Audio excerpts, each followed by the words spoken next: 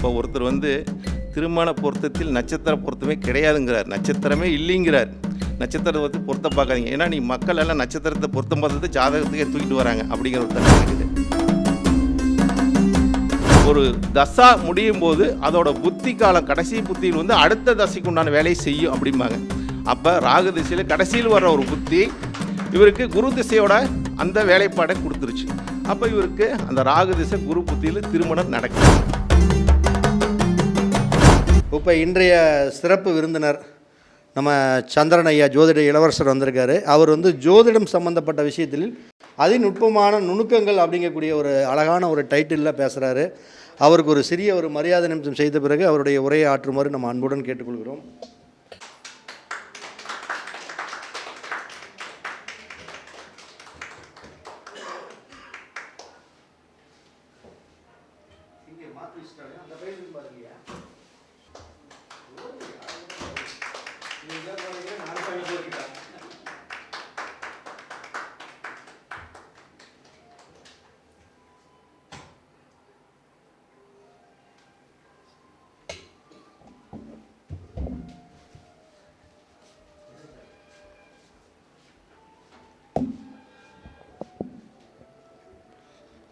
அனைவருக்கும் வணக்கம்.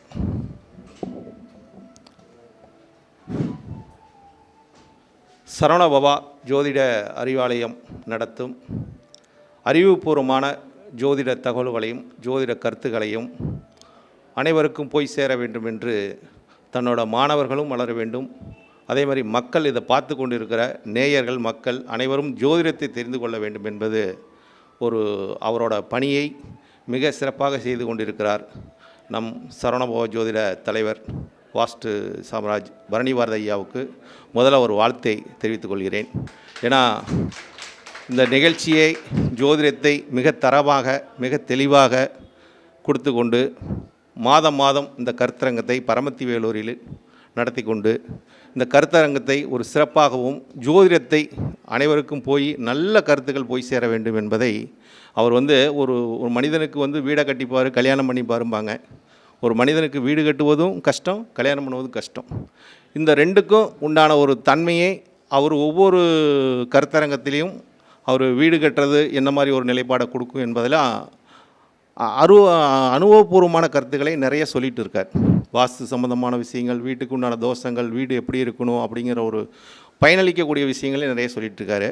அதே மாதிரி இந்த வீடு ஒரு மனிதன் கல்யாணத்துக்கு முன்னாடியே ஒரு வீட்டை பராமரிக்கணும் அப்படிங்கிற ஒரு தன்மை, வீடு இருந்தால் தான் அவனுக்கு சுகபோகமாக வாழ்க்கை நடத்துறதுக்கு நல்லாயிருக்கும் அப்படிங்கிற ஒரு தன்மை இருக்குது.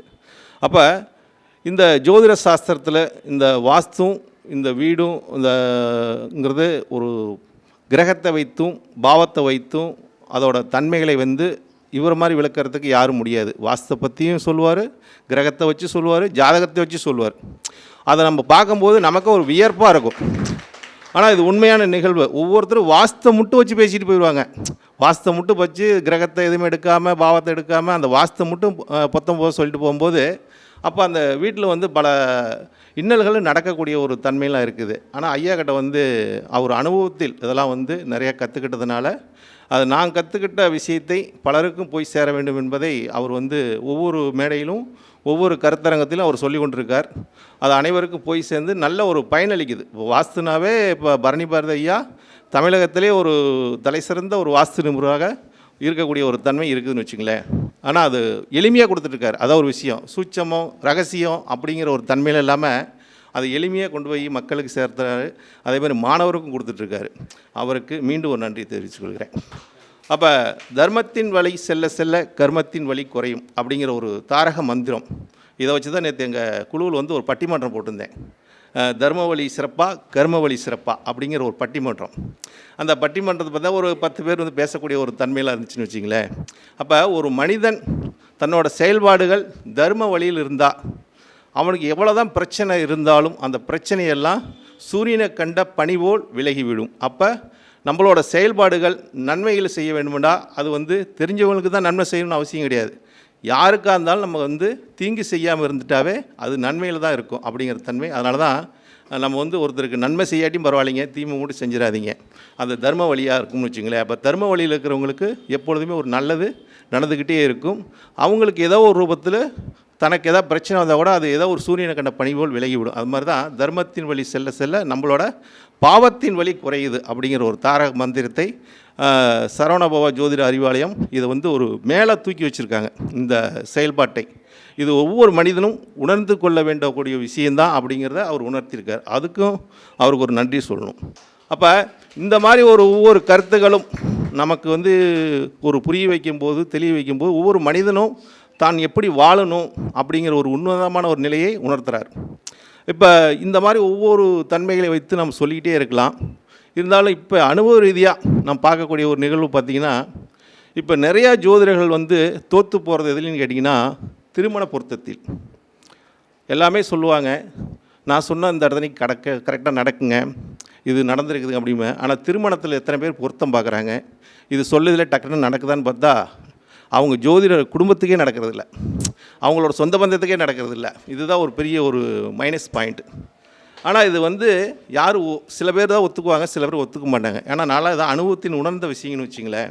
அதாவது திருமண பொறுத்த ஒரு ஜாதகத்தை நம்ம வந்து பலன் சொல்லி கூட கொடுத்துடலாம், ஏதோ ஒரு பலன் சொல்லி நம்ம அவங்களுக்கு வந்து ஒரு வழிகாட்டிடலாம். ஆனால் ஒரு ஆண் பெண் ஜாதகத்தை கொண்டாந்து நம்மகிட்ட பொருத்தம் பார்க்கும்போது அது நமக்கு தெரிஞ்ச குடும்பமாக இருக்கும், சொந்தக்காரங்களாக இருப்பாங்க. அதுக்கு நம்ம ஒரு நல்ல ஒரு தீர்வு சொன்னால் தான் நம்ம ஒரு சிறந்த ஜோதிடன்னு நம்ம சொல்ல முடியும்.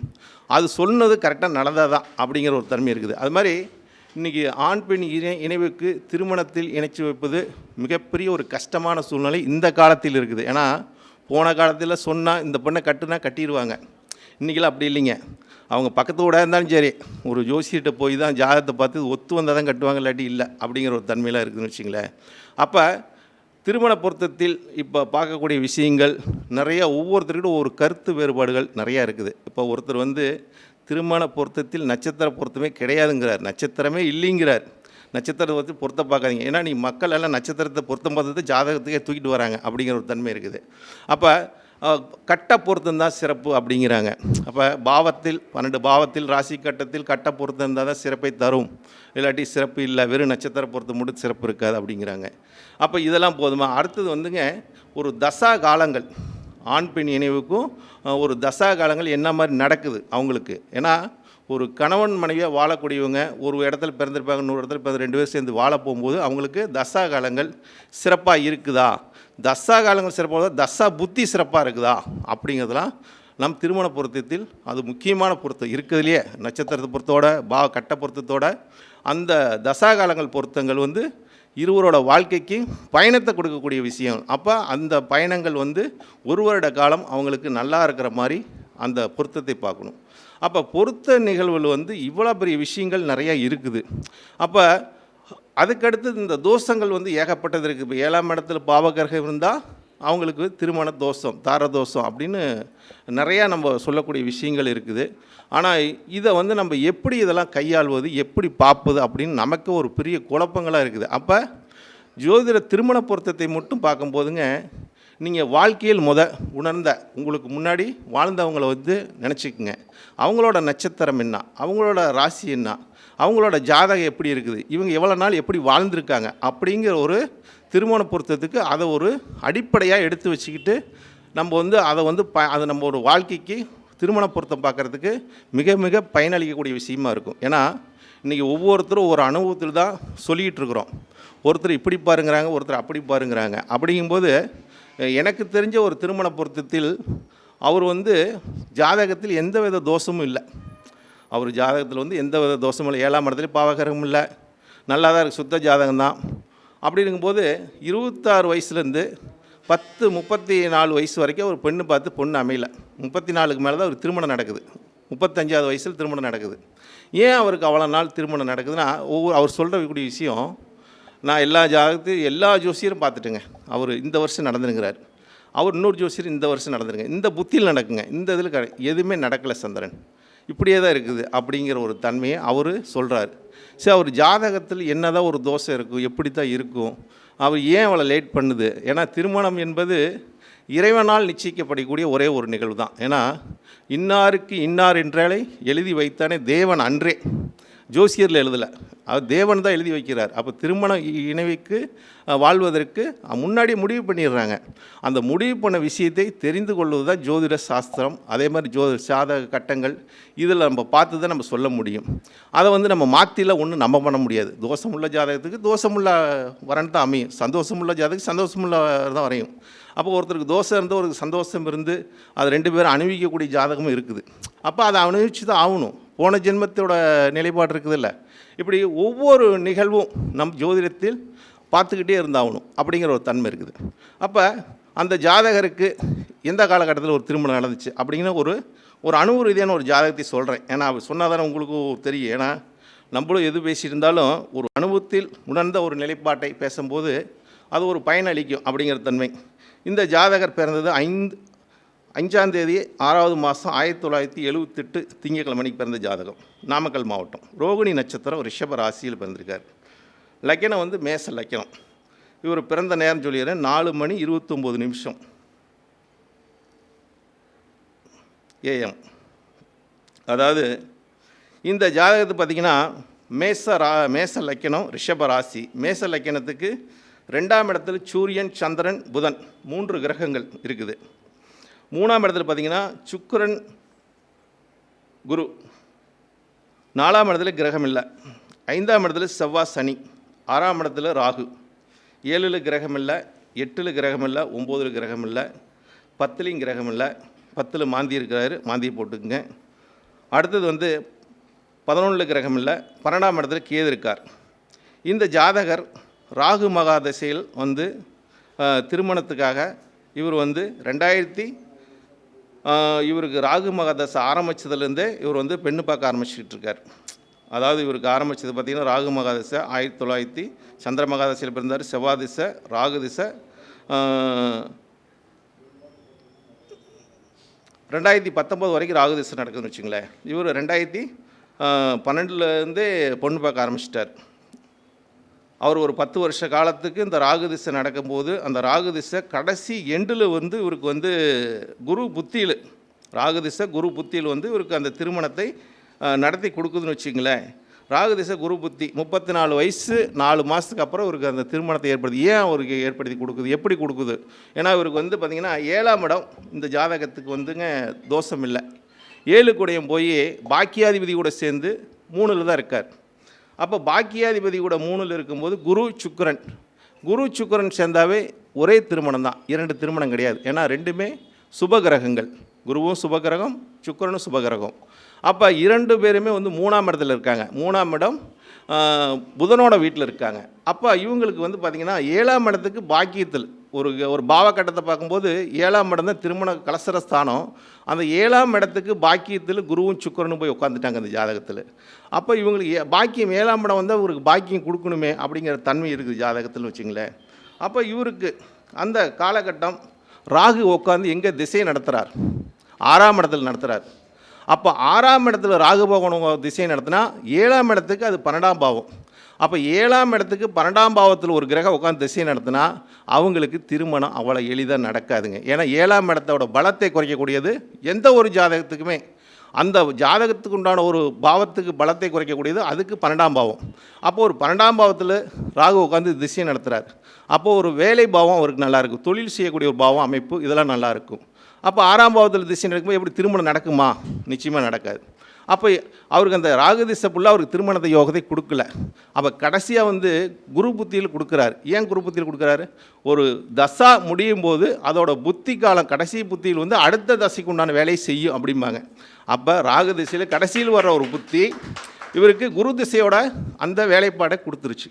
அப்போ இவருக்கு அந்த ராகு திசை குரு புத்தியில் திருமணம் நடக்குது. அப்போ இந்த திருமணம் இவருக்கு எந்த மாதிரி ஒரு நடந்திருக்கும் அப்படின்னு பார்த்தீங்கன்னா, இவர் ஊர் ஃபுல்லாக திருமணம் பெண்ணு பார்க்க ஆரம்பிச்சிட்டாருங்க.